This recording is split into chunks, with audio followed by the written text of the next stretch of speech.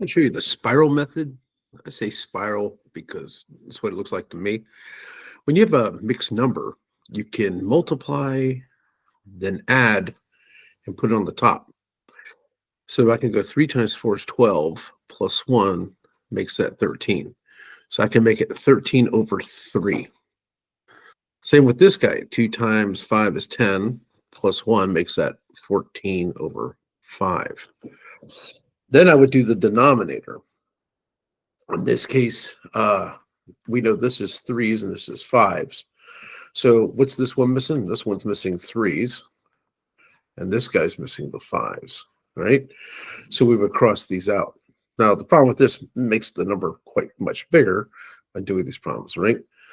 5 times 10 is 50 plus 15, so it'd be 65 over 3, right?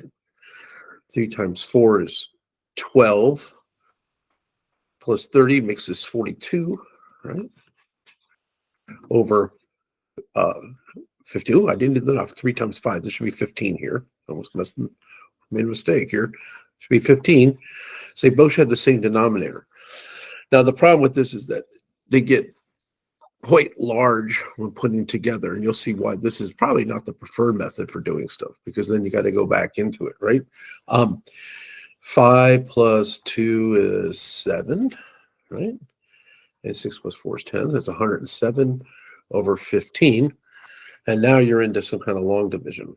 So you can do these. Some people like doing this. Not my preferred method, right? But it does work. 15 goes into 107. I'm going to do a guesstimate. I would probably say,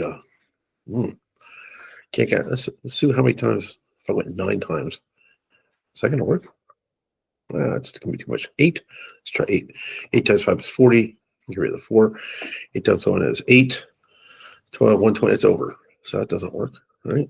Let's try another one. I think it's going to be 7. Let's try 7. 7 times 5 is 35. Get rid of 3. 7 times 1 is 7. 8, 9, 10. Oh, here we go. Right. So you get 2 left over. So the answer is going to be 7 2/15 would be your answer for this. Remember, when you get the 2, this would be a little bit of review. I said I go remainder of 2, which you used to do, right? You say 7, and that 2 is now over what you're trying to divide with. That's why it becomes 2/15. So it's a spiral method, okay? If I was to compare it, like you saw long and big that is, let's compare it to the other method. This will be 6 right here, because I'm adding these two together. That gives me 6. So I'm just adding 1/3 plus 4/5. So this would be times 3 times 3. This is times 5 times 5.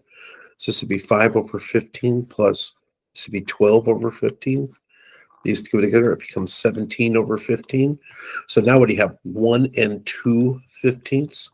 The 1 gets added to the 6, so it becomes 7 2/15. This is a much quicker method if you break it apart, right? Take the 6, put the outside, and then you find this, and this is what you add back to this. That's a quicker method to get to the same answer than doing the spiral. Just as a comparison. All right.